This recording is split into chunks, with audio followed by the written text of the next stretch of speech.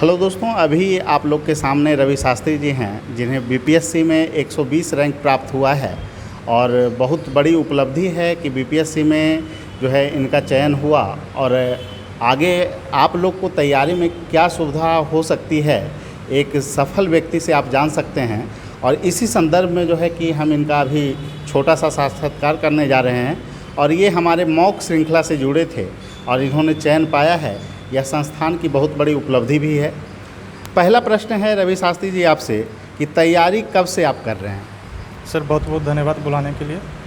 Sir मैं इसकी तैयारी शिफ्ट नोटिफिकेशन के समय जुलाई के आसपास आई थी और हम जुलाई के आसपास से ही इसकी तैयारी शुरू किए थे। पहले तो 3 महीना पीटी के लिए फोकस रहे, पीटी के बाद पर्याप्त समय मिला मेंस के लिए, तो मेंस के लिए इसकी तैयारी से जुटे रहे।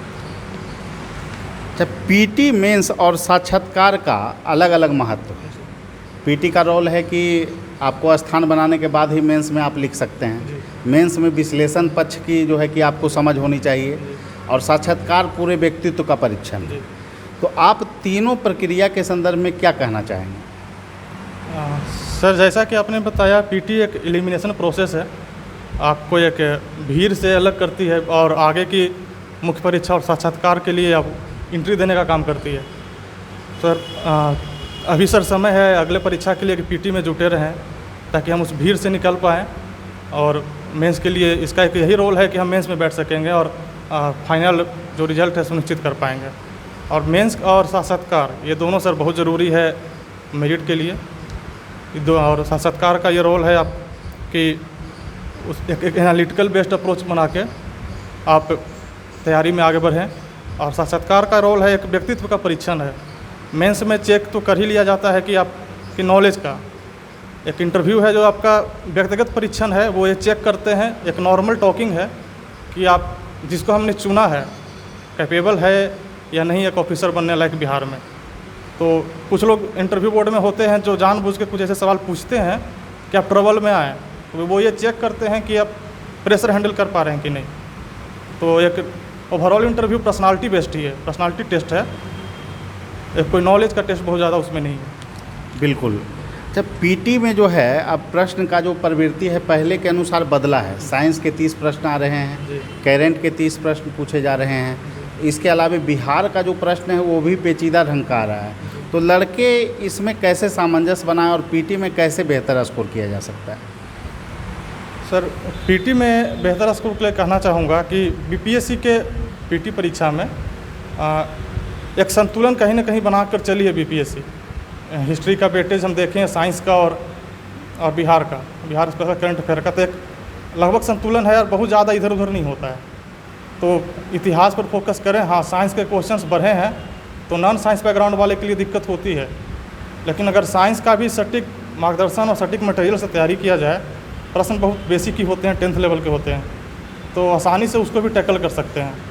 और पीटी की रणनीति के लिए सर कहना चाहेंगे कि इतिहास के तीनों खंड, उसके बाद साइंस, मैथ का भी प्रैक्टिस करें क्योंकि मैथ के 10 क्वेश्चंस में आप 7-8 कर सकते हैं आसानी से, तो एक वेटेज देगा। इसके साथ करंट अफेयर और बिहार स्पेशल, ये 4 मेजर सेक्शन है और जिसको लगता है कि मुझे करके आराम से 100 या 100+ का स्कोर पार कर एक पीटी पार कर सकते हैं। साक्षात्कार का जो रोल देखा गया है, इस बार का जो अंक पत्र आया है उसमें देखा गया है कि साक्षात्कार की भूमिका काफ़ी ज़्यादा है।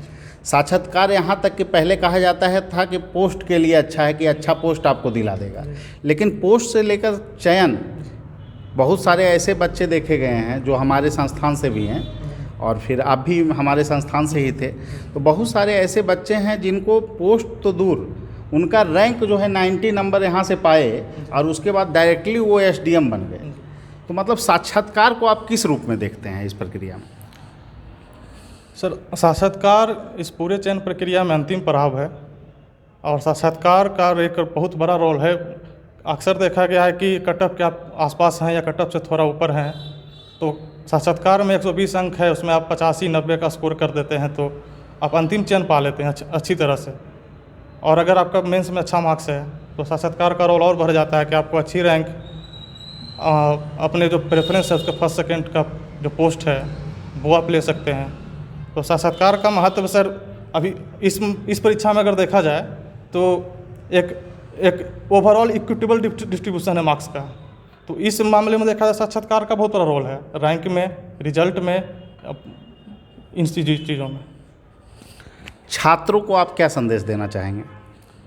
जो भी छात्र तैयारी में लगे हुए हैं वो मेहनत के साथ लगे रहें, मेहनत के साथ साथ एक स्ट्रेटजी बना करके एक उचित मार्गदर्शन में तैयारी करें। जिनका नहीं हुआ है उनके लिए भी एक मैसेज है, पुनः प्रयास करें, दुगनी ऊर्जा के साथ अपनी स्ट्रेटजी में थोड़ा बदलाव करें, उचित मार्गदर्शन लें, मेहनत में लगे रहें, ज़रूर सफलता मिलेगी, विश्वास रखें।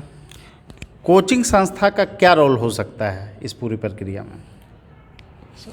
कोचिंग संस्थान का सर जहाँ तक महत्व है इस चयन का प्रक्रिया में, मेहनत तो करनी खुद ही पड़ती है, लेकिन कोचिंग का एक रोल हो जाता है कि मार्गदर्शन।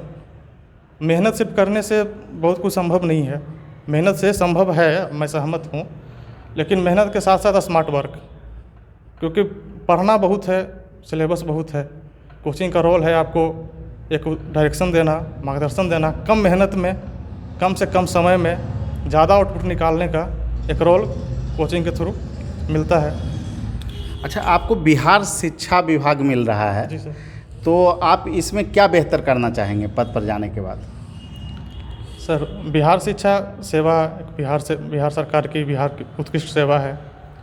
अच्छा, इसमें इसका सीधा जुड़ाव स्कूलों से है।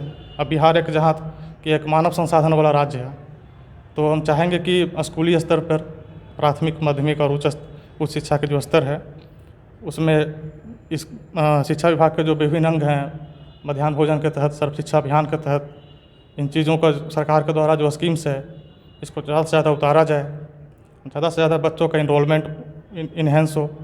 स्पेशली गर्ल्स एजुकेशन पे बिहार सरकार का बहुत ज़्यादा प्रोत्साहन है, बहुत ज़्यादा जोर है। इन चीज़ों को और बढ़ावा दिया जाए, ज़मीनी स्तर पर जितना हो सके उतारने का प्रयास करेंगे।